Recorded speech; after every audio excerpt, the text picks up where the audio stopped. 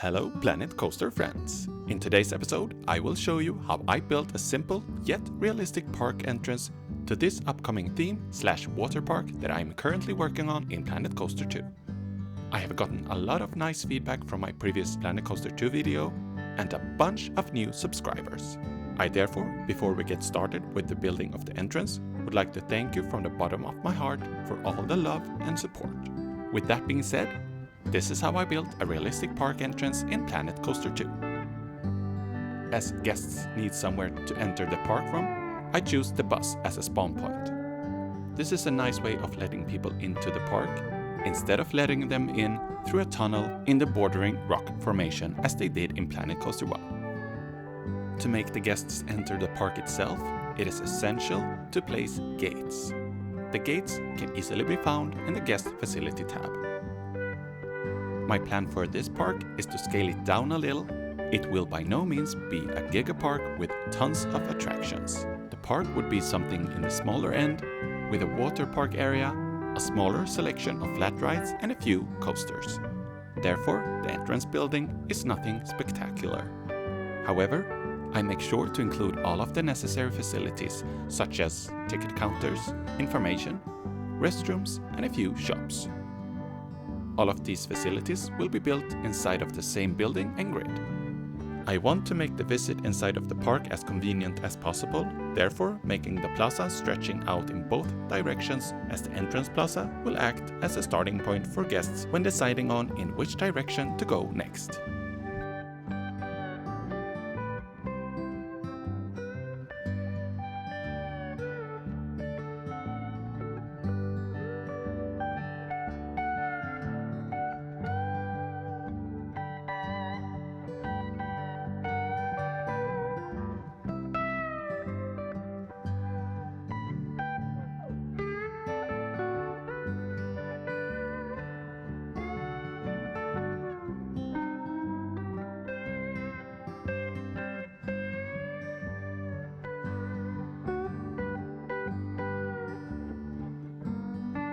I used the plaster walls as a contrast texture to the brick walls. However, I later changed the color to teal to make it more suitable for a water park. Just as in Planetcoaster 1, splitting a piece from a grid is helpful when moving it individually to make fine adjustments as shown here.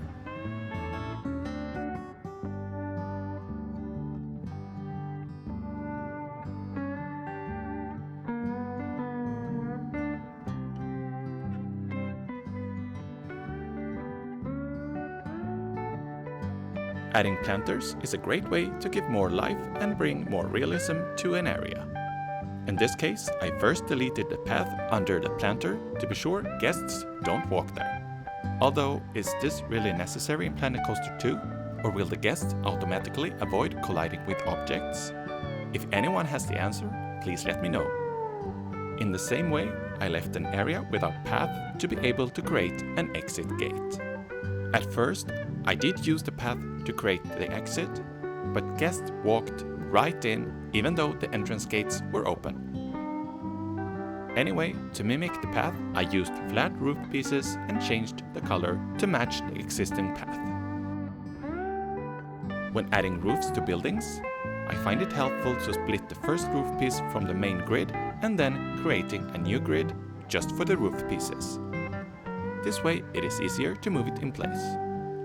This is also how I made the overhang of the roof. On screen you can see the in-game overhang. I didn't like them and ended up deleting them to create my own, as shown here.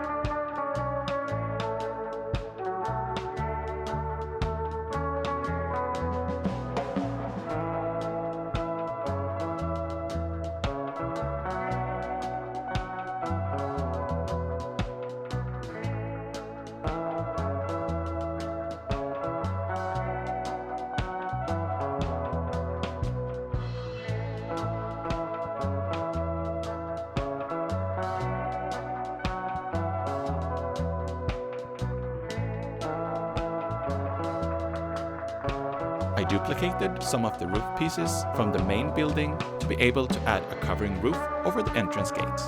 I raised different roof pieces to different levels to give it a more interesting look.